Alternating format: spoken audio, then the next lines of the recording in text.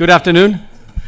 I'm Pedro Serrano. I'm the ambassador of the European Union to the United Kingdom, and it's a great honor to welcome all of you here this afternoon. And it is a great honor to have Commissioner McGuinness with us and to be working with RUSI on this interesting exchange that we're going to have with Commissioner McGuinness on sanctions and financial crime. And very honored to have here the chairman of RUSI, David Linton, with whom many of us have worked in the past. Thank you, David, for joining us. And of course, an exceptional manager of the meeting, which is Tom Keatinge. So thank you very much, Tom, as well. I've been just not my show. So just to say that certainly sanctions is an area where we've always cooperated and where the UK has been very active also when it was a member of the European Union. And we're certainly with the Ukrainian crisis, we've joined forces again in setting up probably the most comprehensive and ambitious set of sanctions using what I call the very hard soft power to repel one of the most horrendous aggressions that we've all witnessed in the recent history. And no doubt as well that financial crime is a way not only to fight aggressions as well, but also terrorism. And it has been an area also where we've been working with the UK very much hand in glove in the past. But I don't want to say anything more. I just wanted to welcome all of you and to say how honored and happy we are to have you here and to have the Commissioner McGuinness with us. And I let the panel flow. Thank you. Great. Thank you very much for the introduction. Thank you all for coming. It feels quite Southern European in here today, given the temperature in the room. But anyway, we'll keep you for 1 hour for this conversation. It's a real pleasure to have Commissioner McGuinness with us this afternoon to talk about sanctions and financial crime. But I am behoved to ask you before we start, can we have an update on the kind of EU-UK financial services regime? As an ex-investment banker, I watched this with interest. I wonder how my former colleagues are getting on, and so you can give me the answer. Well, I can. I'll try and be brief because we do need to spend time on the on the sanctions and the anti-money laundering. But essentially, we're in a good place. We are in the process of putting the memorandum of understanding in place. So this will allow us to have a structured dialogue with the UK, similar to what we have with the US. And I think that's really healthy. So we expect that will be ratified. It's gone through Commission by Council within a few weeks, and that we will have our first meeting potentially in the autumn. I suppose the second point is we've worked very closely at the Commission level and at the level of the Prime Minister to try and resolve the outstanding issues on Northern Ireland. Post-Brexit, because of our concerns around the Good Friday Agreement. I will not go into the details, but safe to say that the Windsor Framework has provided for a much better, if you like, turning of the page, a new chapter in the relationship with the United Kingdom, which we had hoped for and we now have achieved. And I think that will allow us to discuss other areas. If you look at the area we will delve into now, sanctions, we're working really closely with the United Kingdom. As we should with our other global partners as well. So we came from a difficult period, and I think that's an understatement, to a place today which is so much better from both the EU perspective and the United Kingdom. But bearing in mind that the sensitive issue of Northern Ireland, needed careful attention, and it also needed, yes, switch off one. Okay. Okay, I didn't break the microphone, just by the way. Is this working? Because it's horrible to hear yourself twice. I'm sure you feel the same. But as I was saying, we've come from a difficult place because of the sensitivities of Northern Ireland. I'm not sure this is working, but I hope it is. It is, thank you. And therefore, it did take some time for these to be resolved. But it goes to show that with strong political will, with trust and determination, we have managed to get the Windsor Framework over the line. But of course, it has to be implemented, as indeed the TCA, the Trade and Cooperation Agreement. So it's nice to be in London today and to be able to say on the memorandum that we're making progress. I had a very good exchange with the city just now, and it's really interesting to hear the areas where we have similar concerns around the financial system, financial stability, consumer concerns and protection, banking stability, and also the realisation that we cannot recreate and will not recreate the single market for the United Kingdom when it comes to the past. The future will be different, but I think we can have a much stronger relationship around those global issues, including sustainable finance and tackling the climate change. So good, as I say, to be in London and to say that we are turning a page. 2016 is a long time ago. I was much younger then. David Liddington and I soldiered, and I was saying he looks more relaxed today, so maybe I don't, but anyway, and thank you for when we did have some exchanges in the past, and it's good, I think, that in 2023 we can say at this moment that things are in a much better place for us to make progress on the relationship. Good, that all sounds very positive. I will go back to investment banking, in which case it sounds like the outlook is positive. Before we come to sanctions, obviously is the kind of the topic of the hour. There are obviously underlying issues around financial crime and so on. The EU has been focused on those in recent years, and particularly the AML package. Barely a day goes past without some advert on LinkedIn from some city that wants to host the Anti-Money Laundering Authority. Where are we on the AML package, and what can we expect next there? The most important thing to say is that we've had several iterations of anti-money laundering legislation, and none of it has been effective enough because we didn't have European oversight. And I think the fact that there are member states competing to host the new Anti-Money Laundering Authority is very healthy, and that will come about in its own good time. But equally, we're harmonising rules so that what happens in one member state on anti-money laundering is the same as in another. But the centralisation piece is key, and a regulation is key so that there's uniform, and then there is the AML6. So what I would say is we believe that this package will solve many of the problems we've identified with previous legislation, notwithstanding, and I'm sure our experts in the next discussion will point out that criminals are way ahead most of the time, and we need to constantly watch what's happening, particularly around technology, dare I say crypto and other areas we might discuss. At the moment, our proposal is with the co-legislators. I was with the colleagues in Strasbourg at the first trilogue, and we spent, I think, 3 hours of very, very deep discussion on the detail and very positive engagement. So I think there is an understanding from the co-legislators that this is a really vital package in terms of our financial system. We do not want dirty money being sloshed through the system. And I often think it's important to point out what is behind dirty money. So, child abuse, prostitution, women in slavery, drug trade, destruction of society and of communities. And I think if we bear in mind what's behind all of this, I think we would all be much more focused on resolving it.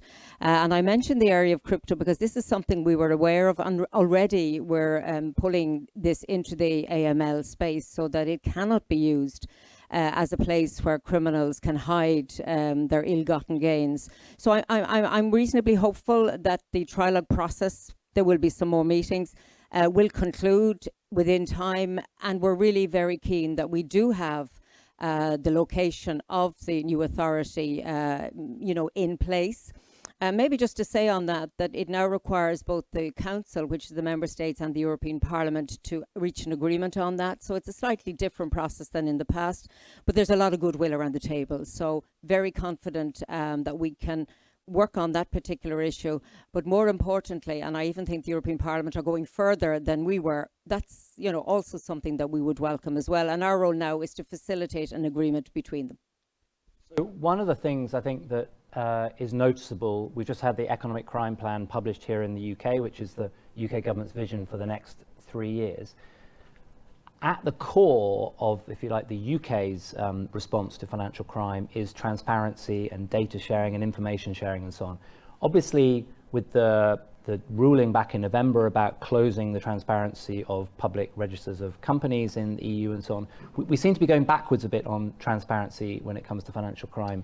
We've had letters from the a European Data Protection Board that's that push back on that. So how are we going to resolve this sort of transparency and openness question, which is so central to fighting financial crime? I will push back on your analysis of the court ruling. So this was the European Court of Justice, and it didn't rule that the beneficial ownership register, access to it is closed off. It specifies that there are legitimate interests and that those who look to have access to this information base have to show legitimate interests. So this includes civil society NGOs, it includes journalists who are investigating, really key as a former journalist. It includes, that there is access for those who, including authorities. So it's not accurate to say that the court ruling prevents access to this critical information around beneficial ownership. But it allows for those, I think, quite wide access around legitimate interest. And it's important for me to stress that. I wouldn't like the impression to go out that the beneficial ownership registers are closed. They're not. It's very a fair point, but there is a tension. I think Europe is very strong on data protection, and European citizens like the idea that their data is protected. But European citizens also like to think that those who are involved in crime get caught. And if it is that they are not disclosing or disclosing incorrectly, or indeed are caught to be involved in something, I don't think any European citizen thinks that's a bad idea. So I think it is proportionate. So I'm not too concerned about that. Initially, when you read the headline, you would think this is a bad thing. But actually, no, I think it's quite focused. And those organizations who will have access have written to us very strongly, and they're right to do that so that they are assured of it. The Data Protection Board often gives us an opinion on how we use data, and I think that is, we value that, and it's key. And there is a different view around privacy issues in Europe compared with the US. I'm not entirely sure how the UK sits now post-Brexit, but I would like to think that we allow sharing of information where it is in the public interest. And maybe the thing that bothers me most is that we should have up-to-date beneficial ownership registers. I'm not so sure that we're there yet. And that, for me, is a key part of our work on our anti-money laundering, terrorism financing strategy and this package of legislation, that we do have those up-to-date registers, that they are open to those who have a legitimate interest in accessing them. And I don't think that conflicts with the general approach we have in Europe around protection of personal data. So amen to that about the data being verified, because I'm sure, as we'll hear in a second, there's no point in having transparent garbage, which is what you could sometimes describe UK companies' house as. So I want to turn to sanctions, which obviously has been a major focus of yours since February 2022, and indeed before. And I wanted to start, if I may, a few comments that you've made about kind of our sanctions are working and sort of confidence in the sanctions. I wonder if you could sort of expand on the confidence that you have, and not go into the kind of the numbers and the trade data, but where does that confidence come from? Because that's an important message to deliver, I think. In one sense, my confidence is irrelevant. I think what's much more important is that Europe, with our allies, when Russia illegally invaded Ukraine, and when you look at the blitzing of lives and property, it is absolutely appalling what's happening there. The least we could do is then hit back with sanctions. The second point to make is that nobody would have ever said sanctions work overnight. They work over time and they accumulate. And the third point is that in the history of Europe, we have never rolled out as an extensive and deep package of sanctions as we have in the last couple of months. 10 packages out and an 11th in discussion. You cannot, let me put it this way in slight reverse. The fact that we now are dealing with circumvention is a very clear signal that sanctions work, because there would be no need for circumvention by Russia and those who ally with them if they were not working. The second issue around my confidence, as you call it, is that you cannot be disconnected, as Russia is, from the global financial system and not feel an impact, including the freezing of central bank assets in the European Union. For me, the key issue now is trade and the dual use. So goods that can be, I suppose, taken apart and used for the war machine. And we are aware of very unusual and strange, trade figures. We have appointed a sanctions coordinator, envoy, David O'Sullivan, and he is traveling far and wide and doing analysis on trade figures. And again, this is to prevent circumvention. The more we layer on sanctions, the more we are seeing efforts at circumvention. And that's why it will be and is a key part of his work and mine as well. Maybe to pull back and look at the world before this war and how Europe handles sanctions. We've had other sanctions regimes, but nothing to the extent of what we're dealing with now. We have not got an official, if you like, European Union infrastructure around sanctions. My services deal with implementation, but member states are the ones who do it. So we coordinate. We don't have an overarching policing structure. And yet, despite that structure, which was designed maybe for another time when it wasn't quite as heavy a regime, we know that companies and member states are really working hard on compliance. It's true to say that some member states have an excellent structure. They might have dealt with issues in their past that they needed this around a sanctioning regime. Others need much more support. We're constantly updating guidelines, answering questions. And another issue which was very, very prevalent in the beginning was de-risking. So many of in the financial institutions and indeed corporates took a board decision to say, we're not impacted by these sanctions, but we don't want to be involved continuing our investments in Russia. And that was very clear to see. So to just, I suppose, sum up, I mean, I want to be confident in this, not for my own sake. This is about being confident that we are showing strong solidarity with Ukraine, that despite the fact that it may not always be in the headlines, and that's something that we may even discuss, we cannot take our gaze away from what's actually happening on European soil in 2023. And I saw some footage last night of destruction, and I just thought, what a tragic, horrible waste of life and limb and property. And I mean, it's beyond belief that it can happen in this way. And for me, that's really core here, that the European Union collectively, working with the United Kingdom, the US, Japan, Canada, and others, are united around solidarity with Ukraine. We work really well together on the details of sanctions. We're not always exactly, you know, on the same page and not always the same list, but we do try and coordinate very effectively. And I was in the US relatively recently, where we had a meeting there with UK and US colleagues with the leading financial institutions, and listening to what their perspective was and what they needed in terms of guidance, because they also have good information on trade flows that can help us. And we're trying to harness data, as we discussed earlier, in order that we are much more forensic about where are the problems, because there are. Why is it happening? Who can we actually address about this? So who actually knows, who's in the loop here? And the tragedy of all wars are that there are some who will try and profit from it. And it's very clear that that's happening when it comes to Ukraine. So you mentioned David O'Sullivan. We're dedicated followers of his travels. I mean, how is that engagement going with third countries? What messages is he delivering? And you know, can you yet point to impact that engagement is having? I think his appointment had impact in the sense that I was doing some travel, but I have other duties as well, that we needed a person focused with services so that he could not only travel but also be effective in terms of where he targets. He has visited a number of countries in the neighbourhood and he's travelling further afield. I think two issues. One, to impress about what we're doing and why. And I think the why matters, so that there's an understanding of the issue of solidarity and what this war actually represents at a much bigger scale. And while Europe does not impose our sanctions regimes extraterritorially, we do hope that they will understand why we have concerns about unusual trade patterns. Facilitating circumvention requires us also maybe to look internally and see where in Europe there are products that are supposed to go in one direction but end up going in a very different direction.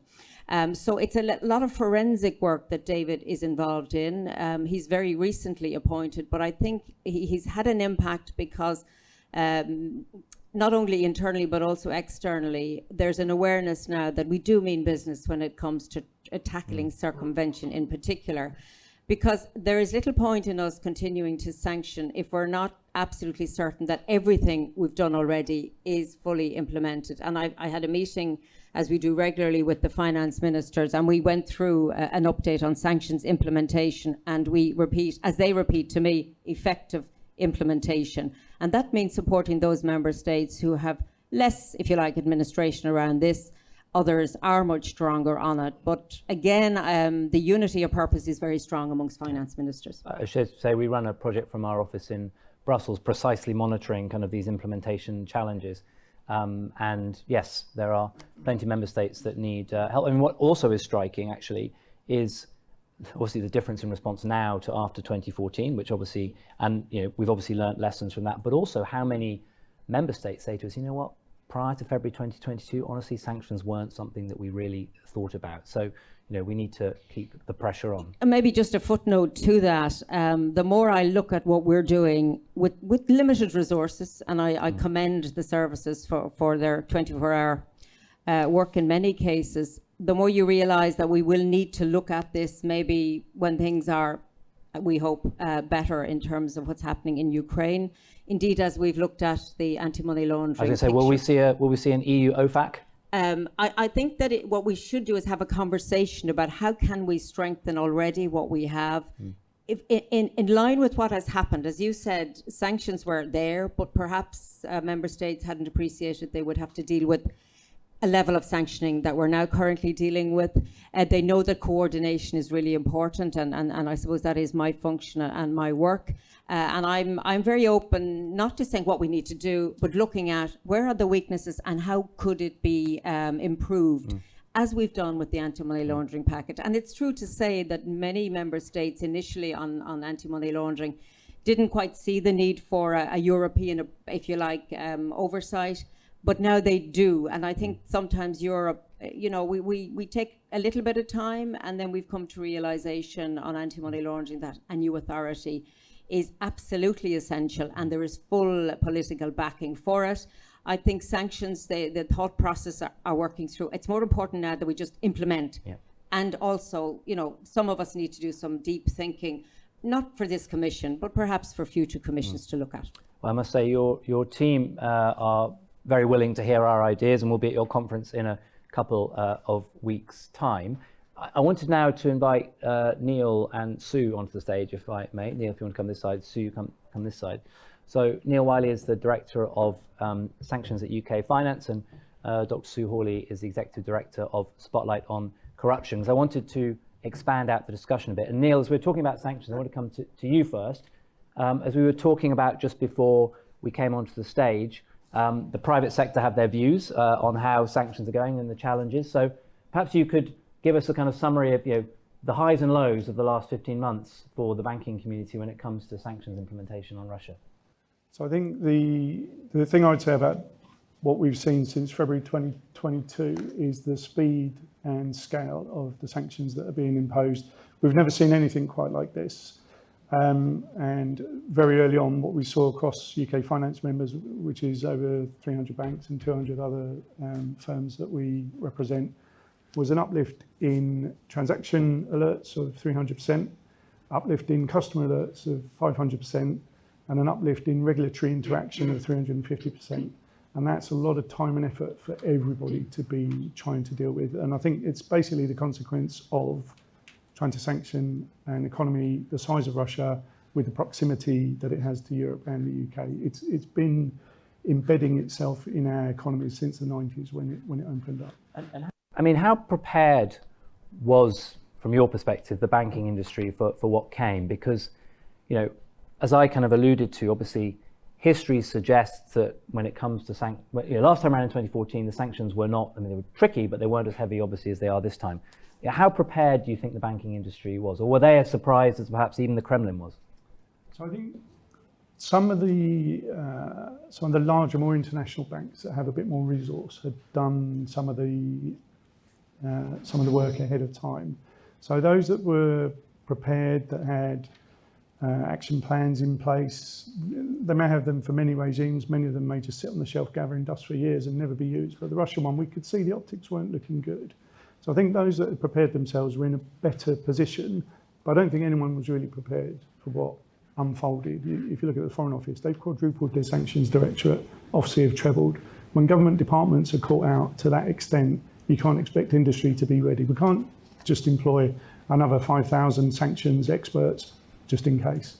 It's supply and demand. there's massive demand, there's no supply, and that's the same for everybody. And one other question that I've got to turn to Sue, but one other question. Obviously, actually, the sanctions that we're looking at, initially the headlines were all about asset freezes and the central bank and oligarchs, but actually, really, they're substantially now about trade and so on. That's even more challenging for the banks and so on. So how are banks dealing with clients who might not even know what sanctions are, given, as I say, how broad-reaching they are? Well, I think this is what we've seen is the wake-up call to many sectors outside of the big international corporates that actually sanctions is an obligation on everybody, every single citizen and company. And we've seen a big ring of the customers of the banks suddenly realising, wow, we need to do something here. And we saw with the Hong Kong wines fine from RUSI, paragraph 15 clearly stating you cannot rely on your bank for your due diligence in sanctions. You have a responsibility. So it's this kind of message that we need to get out. But it's trying to reach these people because they don't know about sanctions. They don't know who to contact. They're not looking at the right websites. And this is why events like this, everybody here needs to reach out to everybody that's not ordinarily part of the conversation. Because if we don't work together, it's not going to work at all. So interestingly, in one EU member state, they said, we're absolutely fine with our trade sanctions because our banks know what to do. So there's a lesson in that. It's out there on our website. You can read the report, but I won't name the country here. Sue, obviously, I mentioned the financial sanctions, and one of the elements around financial sanctions is being able to trace assets and actually know who owns what. So we talked briefly just now with the Commissioner about sort of what's happening in the EU. Where do we stand then in the UK on Companies House reform, transparency, verification, and indeed the bill that's going through Parliament at the moment? And what more might you like to see in that context? Yes, thank you. I mean, I think it's a very interesting moment because we're seeing, having worried after Brexit that we were going to see a kind of regulatory race to the bottom, we're actually seeing a kind of regulatory out competition, which I think in this space is really interesting. And looking at both the new EU measures and the latest things in the UK, you can see the EU's looks like it could move ahead in certain areas. Whereas the UK is still ahead in certain areas, and it's really interesting to see. So in relation to your specific question, I mean, I think, and Neil might want to say something about this as well, because I think there are ongoing concerns by both civil society and the private sector that, the reforms to Companies House, which are a kind of once in a generation, set of reforms are so badly needed, still have some holes in them that allow loopholes. But that is also the nature of these kind of actions. As soon as you create something, there are going to be loopholes. But I think very interesting to see from the EU package the suggestion that, beneficial ownership should go down to 5%, when you have high risk jurisdictions. So it'll be really interesting to see what comes out of those negotiations with the new package. And I think, as you said, Tom, there's no point having transparent garbage. The key test at the end of the day will be the quality of the data that we get and the consistency of the data. But I think just one final thing, I think what is useful and helpful is that the government have said in its new economic crime plan it is still very committed to pushing the overseas territories and the Crown dependencies to having public registers. And I think it will be, really important to see that they produce good registers rather than transparent garbage. Come back to Neil in a second to follow up on that. But another area that you and I have talked about is, of course, there's a lot of focus on financial crime and anti-money laundering. But as we've learned, both in the European Parliament and in other countries, as we've learned, the question of kind of who's funding political parties and that sort of thing is something that we need to think about. And put simply, kind of finance has become a security issue as well as a criminal issue. So again, maybe share some perspectives on that. Where do you think we should be going in the UK on that? Well, it's absolutely essential that we start having a kind of AML mentality for political finance. I think that's the bottom line. I mean, there's been too many instances. We've seen in the last week alone 2 cases where individuals who are associated with money laundering schemes have been major donors to the governing party. And I think it is a national security issue, and it's also a threat to our democracy because it makes people feel that, you know, our democracy, our politicians can't be trusted. They don't know who, you know, they're representing. So I think, you know, it's disappointing that the government, despite having set up a new Defending Democracy task force, is not moving to really take some robust and ambitious action on that. But just on that, I mean, it's interesting to see because also the Commission has come out with anti-corruption proposals, and the UK will be developing its anti-corruption strategy, which will be coming out in the summer. And I mean, that's often the missing element when we talk about anti-corruption, is how do we tackle party political finance? So it'd be interesting to see whether in the EU those discussions start to come in. But, you know, we've had the, you know, Electoral Commission, the Intelligence and Security Committee in Parliament all saying the checks at the moment are not enough. You know, we're really vulnerable here. So it's really essential that we get some action on this. As I like to say, if a tobacco lobby group approaches you, you know why they're giving you money. You might want to ask why certain other people are approaching you to give you money. The other area I wanted just to dwell on, and you and I were together last week and heard a really fascinating exposition from somebody who is from outside the regulated sector, is, you know, there are other players out there who facilitate kind of the role of illicit finance. So whether it's perhaps the kind of citizenship for sale organizations, public relations organizations, you know, how should we be thinking about this kind of wider circle of organizations that, again, play into this finance as a security issue as opposed to necessarily finance as a criminal finance issue? Yeah, really crucial. I think it's really interesting to see in the EU Parliament's proposals that, you know, the central register of luxury goods and the focus on high net worth individuals, because I think what everyone found with the Russian oligarch situation is, you know, you can't link criminality, but it doesn't mean that there aren't real risks there. And so I think that could be, you know, there could be areas where the EU really moves ahead of the UK in terms of those risks, actually. On the citizenship for sale, I mean, I know that's now the Commission are doing quite a lot of work around that, but I think it was a really positive thing when the UK just banned the golden visa route into the UK. But our learning from that is the same, that as soon as you close down something, you know, the tier 2 route became you know, open to abuse. And our learning from that is actually immigration departments in the UK or in the EU need to have the kind of financial expertise, which they often don't have because they're focusing on you know, different risks, to really look at who is coming in through whatever route, and have a kind of mindset about tackling that kind of risk across the immigration system. I'll come back to the Commissioner in a second for some thoughts, but Neil, Sue mentioned kind of the challenges posed by Companies House. Where do your members see that issue? And actually, I don't know whether you're able to also expand to some of the challenges that there are accessing information beyond the UK when it comes to due diligence checks as well.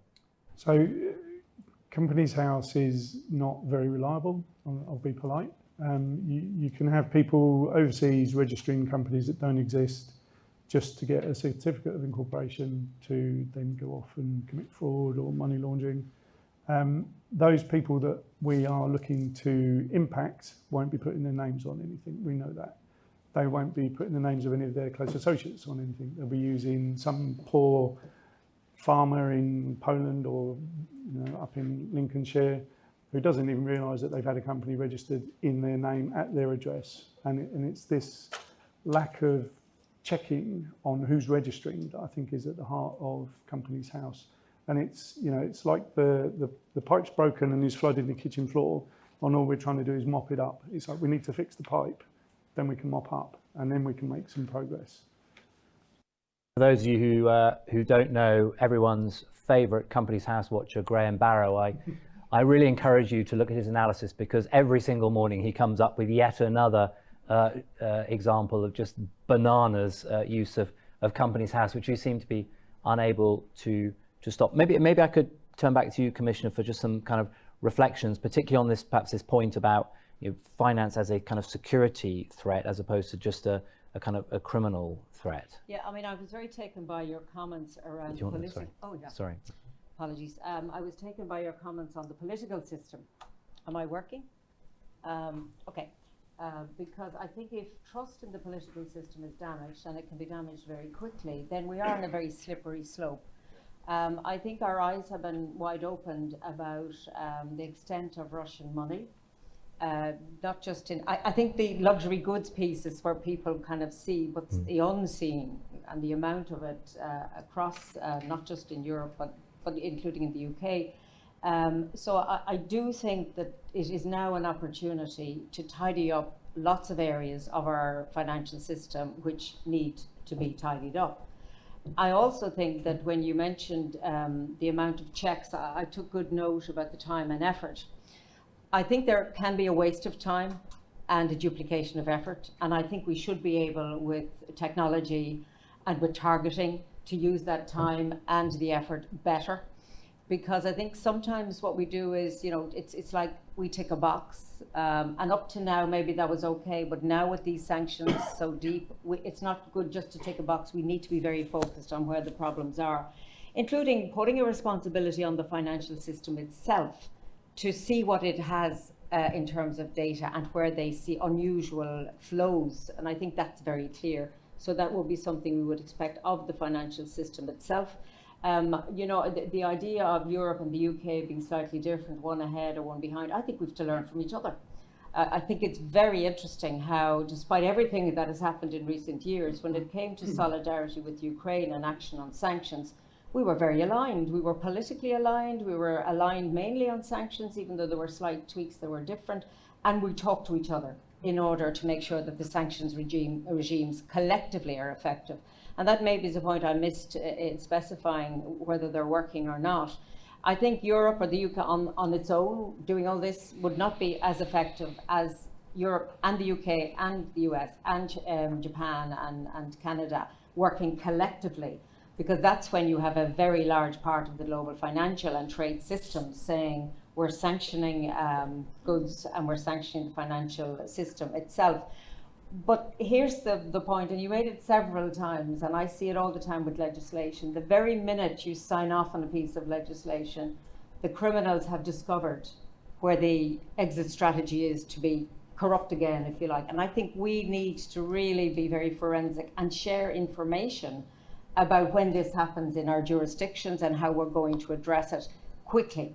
So the need sometimes to make changes to legislation to avoid that there are a gap of a year or two or three where there is, if you like, a circumvention route, and we tackle it effectively. And that requires us, I think, to talk to one another around not just the current sanctions implementation, but financial crime generally. Because whether the gangs are in small member states, large member states, or the UK or wherever, they're global. That what they do is global. They are interconnected. They were and are using crypto, and indeed the cash trail as well.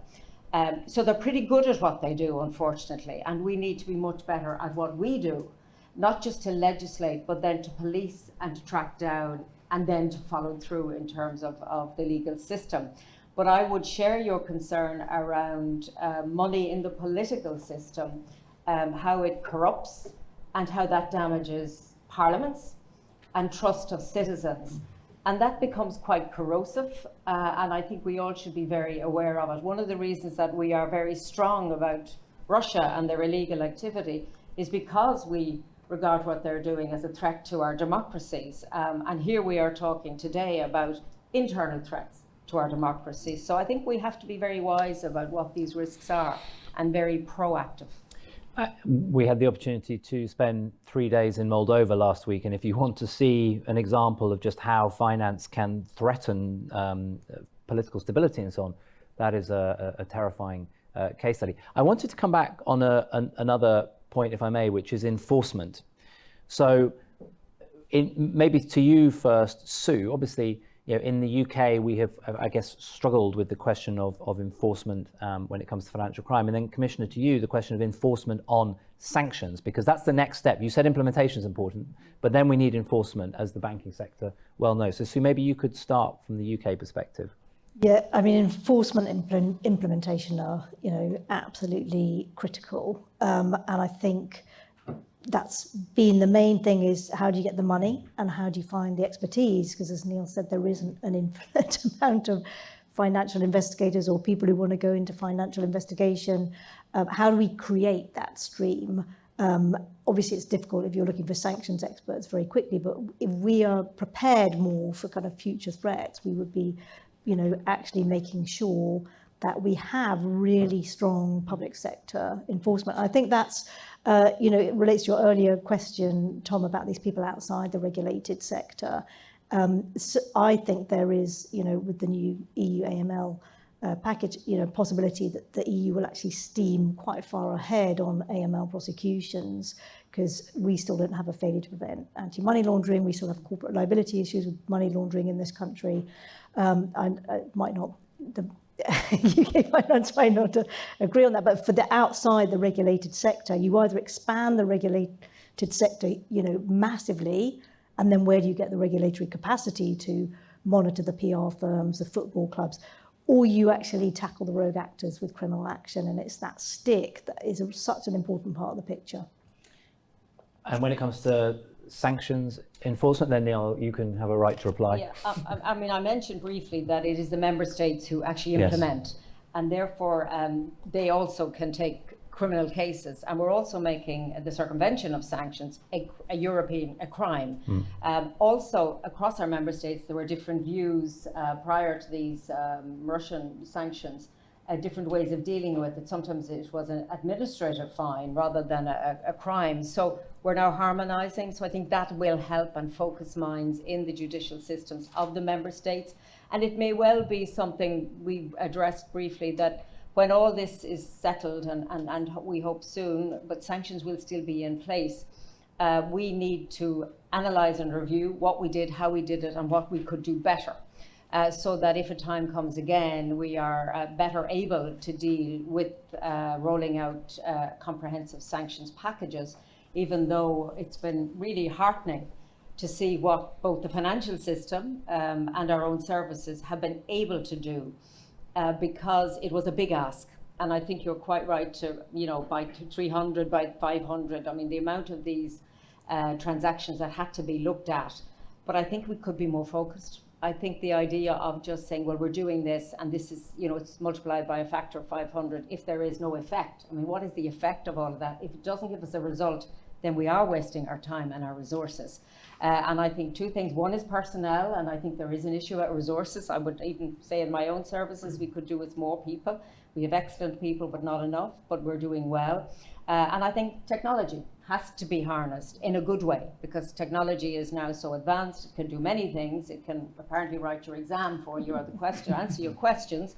So I dare say it can be used in terms of, finding blips and trends in data that we can then look at, so that we're much more forensic about the areas where we investigate. So we don't go down every rabbit hole when there is no rabbit, but we go to where we know there is some questions that arise.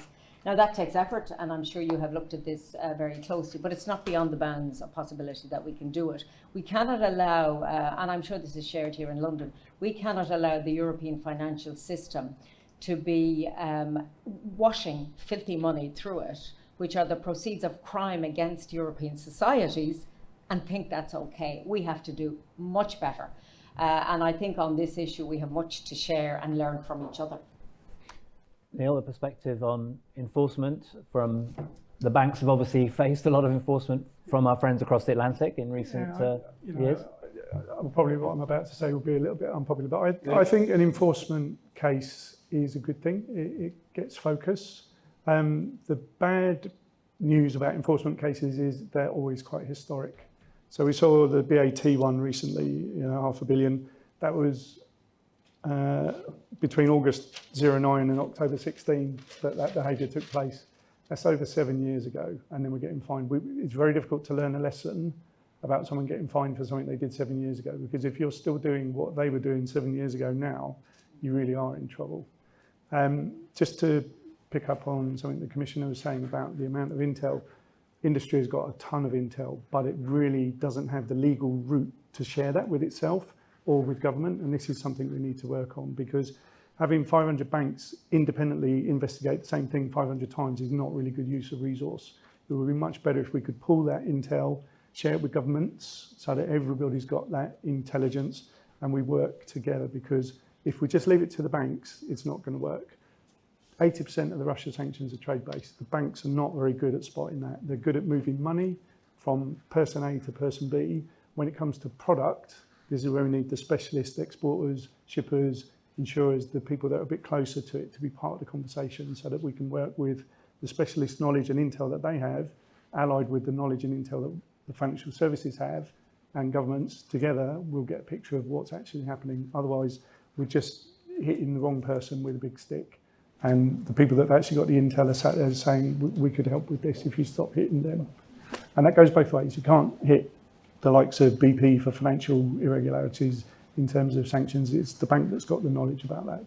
BP will only see one leg of a transaction. The bank might be able to see more. So we have time for a couple of questions, but while you're thinking of questions and waiting for a microphone, maybe a question, Commissioner, to you. What can we kind of expect next on sanctions from the European Union? If you like, what lessons are we learning that, what loopholes are that we want to close? What's coming down the line?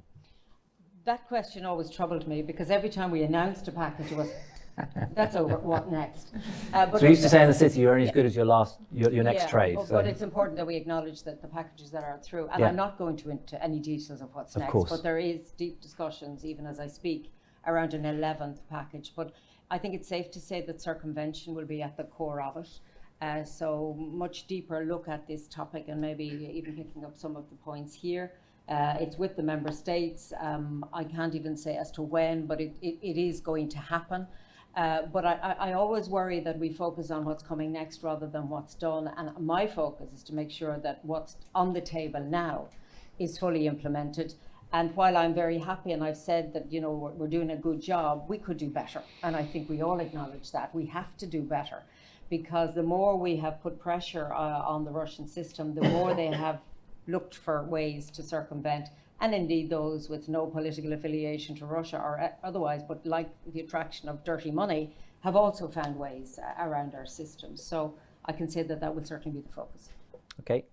Any questions? I'll start over here. Any questions over here? Please, sir. We've got a microphone, Arzu. Here, this gentleman here in the second row. Thank you very much. If you could introduce yourself as well. Yeah, Arito Ishi from McGuinness. My question is around agile policy development and agile enforcement. Earlier on, we talked about collaborations with, say, US, EU, and other nations when it comes to the package for Russia. Well, at the enforcement level and also at the policy development level, where there is opportunity to look at things we are discussing now, circumvention, and to quickly go back to the policy and adjust those things. As you rightly mentioned, the Commissioner, that when policies are made, criminals are already finding solution even before it's been launched. Can we have a system where we have an agile process that there is back and forth in tweak of these policies? Thank you. So how do we basically speed up? I mean, I guess it's a good question for the EU machine, which does move quite slowly. Yeah, but has shown itself to work at speed where that's necessary, including around our response to COVID, in the, where we did have to move fast, and the Parliament cooperated fully with it. I think we're also showing some agility already in relation to if there are problems. For example, we were very, very focused on not impacting global food security. So where there was any worry around that, we acted immediately and clarified what was sanctionable and what was not. The bigger picture is passing of legislation, and the normal process does take time. But on this issue of sanctions and tweaking, we do that quite regularly, and we do it with engagement with other allies globally. So that's actually happening even as we speak, and it has to. It can't wait for 3 years. It has to be a very much reactive, look at what's happening on the ground, change if we need to, or tweak, or clarify. Very often what we need to do is just tidy up the guidelines and give much more focused answers to questions. But that is happening, and it's happening at speed. I think there was someone with a hand up over there. Yes, please. Arzu over there, round the side. The lady, third row. Thank you. Jasmine from the Financial Times. Just a couple of questions for the Commissioner. So just following the Commission's adoption of the MOU on EU-UK regulatory cooperation, what do you think are the most promising areas for deeper financial services cooperation between the EU and UK going forward? And secondly, I understand that you're meeting officials from the Treasury and Bank of England this week. It'd be good to get a sense of what you're hoping to get out of those discussions. There we go. Through the chair, is this taking up time for our conversation on sanctions? I mean, look, I appreciate the question. I mean, on what I'm anticipating, I think we leave that until afterwards. What's really valuable is that I'm in London for many events. It's a really good opportunity. I mentioned the turning of the page, stronger relationships. On the MOU, you know, that had been stalled for some time. I think we're really quite focused now on putting it through the process. The Commission have already put it through. It's with the Member States. And that will allow us possibly in the autumn to have our first meeting where we structure dialogue on lots of topics, including perhaps what we're discussing here, in a way with our counterparts in the United Kingdom. So I don't have a specific list as to what I would like to discuss first. I think, you know, I've learned that sometimes a little bit of patience helps. We've been very patient for a while and now we are in a better place. And maybe at the end of my trip, I'll make more comments, but I don't like to preempt what will come out of meetings that haven't happened. But thank you for the questions. Okay, we've got a chance for one last question. Arzu, over here, please. In the second row, here. Arzu, here. Here. And we've got very little time, so very short, please. Quick. Yeah, Ewan Grant. I'm now a journalist covering the war. I did predict the war would take place at the end of January. I've also worked in EU missions in Ukraine. Where, Commissioner, is the information trail that Mr. Sullivan and you and your colleagues are working on with other countries going cold? Obviously, Singapore, UAE, Turkey, Seychelles, Mauritius, and I'm not referring to the offshore territories. Thank you. I'm not sure I fully understand your question, so I'm not going to into the details of the countries that you've mentioned. But suffice to say that David is working with our customs people, with our external action services, to make sure that things don't go cold and that we do keep an eye on where the hotspots are and tackle them. But I think your question infers how difficult this is. And I accept that absolutely, fully. This is difficult because there are two issues. One is people are profiting from this, and there's a lot of money to be made at it. And money, unless it's held in moral hands, is immoral. And secondly, Russia is under enormous pressure because of the coordinated work on sanctions. And they literally, that's a very funny gesture, it scared me a little, but they also are putting pressure. It was this gesture, by the way, so it's a bit scary. But Russia is also putting pressure on countries to do what we are saying to them we would be happier they didn't. So I know David O'Sullivan a long time, and he's a long-serving diplomat at EU level. And he took this job. He was in another job, having left the Commission, because of his commitment to the whole issue of solidarity with Ukraine, and that we have to do everything we can to make sure that these sanctions aren't just a paper, that there are practical application. And they're not fully implemented yet, but that is what we are determined to do, including with an upcoming package. But thank you for your insights and your... Ewan, I'm sure he has. I have to say that when we saw that announcement, we thought that it was such an important next step. We'd all love a EU OFAC, but actually having somebody who is going to focus on implementation the way he is, I think is critical. I know we have to allow you to go sharp at 4 o'clock. You look like you're itching to say something else. Go ahead. Just it's hot in here, but that's not because of the topic. It's just very warm. I have to speak to the ambassador about the temperature controls. I think sometimes in rooms like this and at this level, it can sound theoretical and, all about formula and process. What I do is, just open your eyes to what's happening in Ukraine on a daily basis. Look at the number of citizens, families that are divided.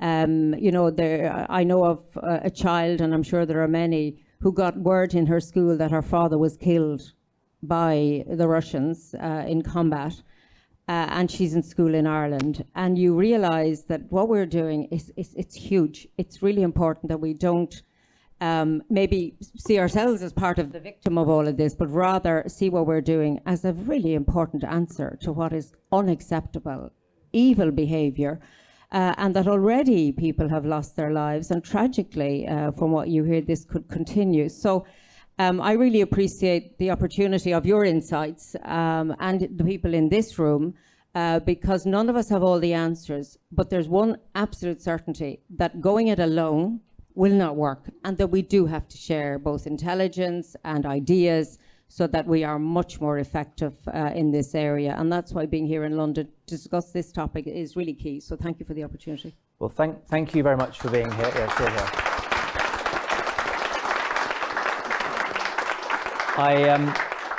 I think that was the perfect final word, so thank you very much. We owe it to the people of Ukraine to stay the course, to focus, to do everything we possibly can.